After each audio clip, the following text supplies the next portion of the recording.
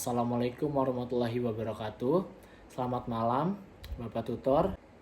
Saya Muhammad Fikri Alamsyah dari mahasiswa program studi Ilmu Komunikasi Fakultas Hukum, Ilmu Sosial dan Ilmu Politik dengan NIM 0538822246. Jadi pertanyaan yang pertama, izin menjawab.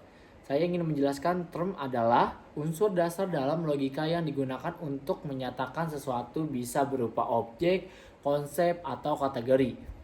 Term biasanya menjadi subjek atau predikat dalam suatu proporsi. Berikut 3 macam term.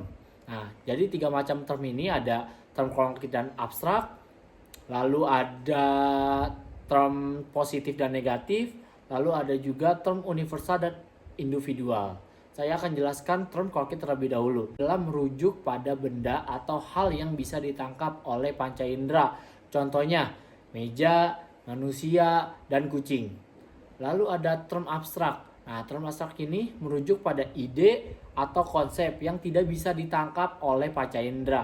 Contohnya, keadilan, keberanian, dan kesedihan. Lalu di sini ada term positif dan negatif. Nah, term positif adalah menyatakan sifat atau keadaan yang bersifat afirmatif. Contohnya itu bijaksana dan berani. Lalu ada term negatif. Nah, term ini menyatakan sifat penyangkalan atau ketiadaan sifat. Contohnya itu tidak adil dan tidak jujur. Lalu ada term universal dan individual. Nah, term universal ini mengacu pada keseluruhan dari suatu jenis. Contohnya semua manusia dan setiap hewan. Lalu juga ada term individual. Term ini mengacu pada satu objek tertentu. Contohnya Indonesia dan gunung berapi. Di nomor 2 saya akan jelaskan apa itu logical fallacy itu atau yang disebut sesat pikir.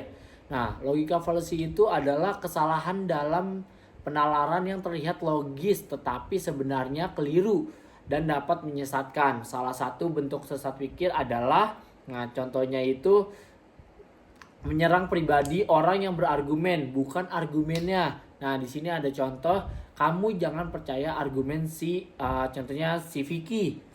Soal kebijakan pendidikan. Dia kan cuma lulusan SMA. Nah, argumennya itu ditolak bukan karena isinya, tapi karena menyerang pribadi pembicaraan.